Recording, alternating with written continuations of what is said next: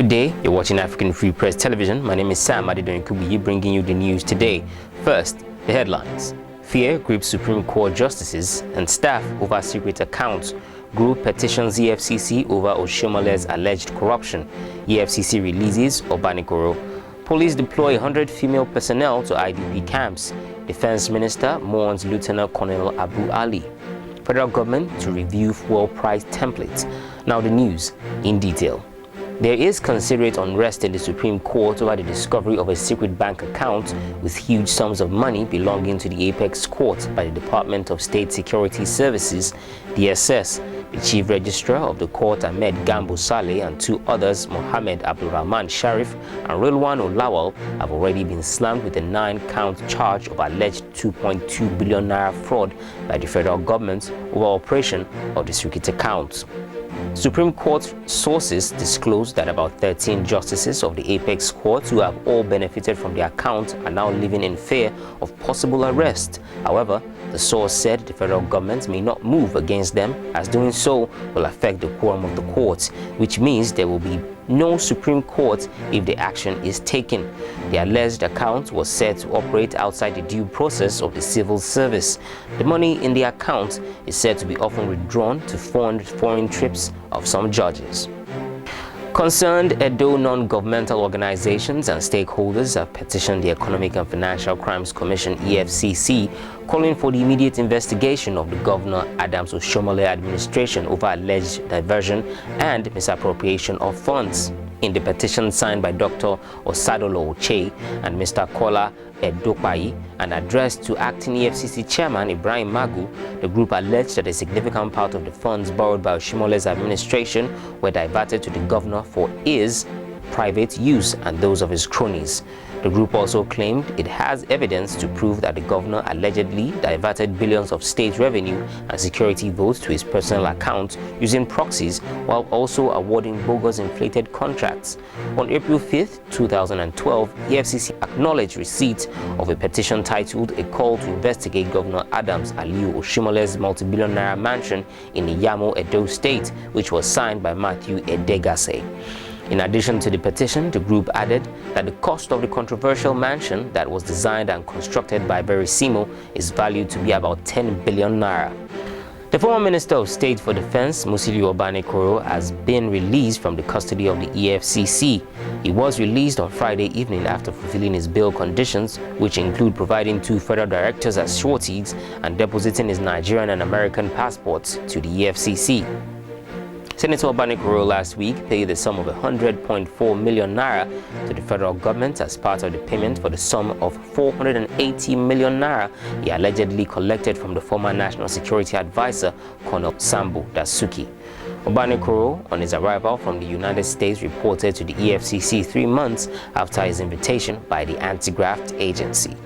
Borno Police Command said on the 6th of November that it has deployed 100 female police personnel to internally displaced camps in the state following allegations of abuse of women and officials. Human Rights Watch, a non-governmental organization, had alleged abuse of girls and women by camp officials in its latest report. Some of the abused girls later became pregnant, according to the report. Commissioner of Police in the state, Damian Chukwu, told the News Agency of Nigeria in Maiduguri that his command is taking steps to ensure the protection of the IDPs. Chukwu said he has also constituted a high-powered committee led by the Assistant Commissioner of Police in charge of the Criminal Investigation Department, CID, with divisional police officers, DPO, and other senior officers to take over the daily runnings of the camps.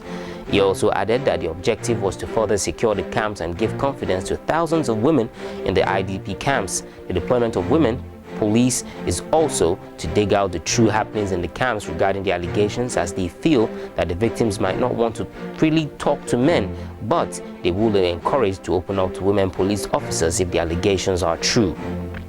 He, however, insisted that prior to the alarm raised by the HRW, the police did not receive any complaints on the alleged abuse, and if the allegations were true, then the investigations will confirm and help deal with this issue once and for all.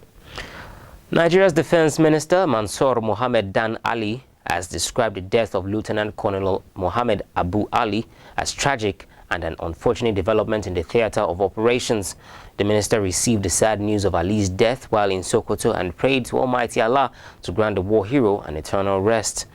The lieutenant colonel was described as a major pillar in the war against terrorism and insurgency in the northeast.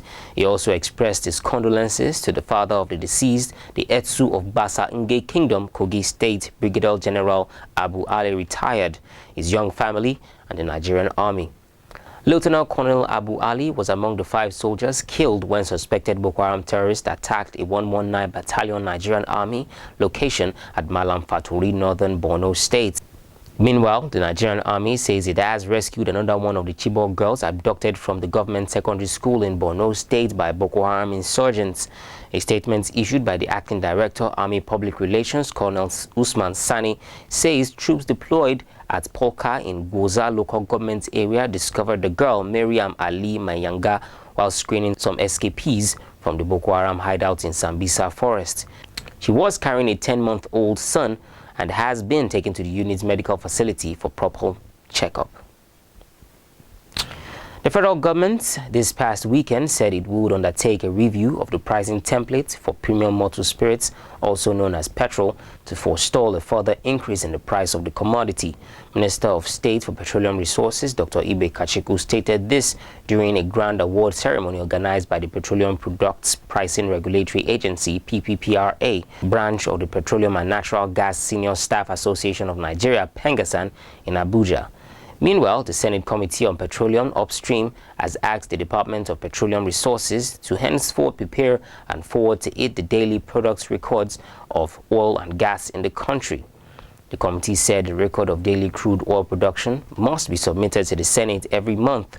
This will include petroleum industry activities, data on seismic activities, crude oil production, liftings, allocations, exports by destination, receipts, gas production, utilization, sales, transmission, and exports. Chairman of the committee, Senator Tayo Alasho Adura, said the development would afford the Red Chamber the opportunity to have deeper knowledge of the activities of the oil and gas sector in the country. This brings us to the end of the news today. I remain Sam Adedoyin Kubuyi. Thanks for watching.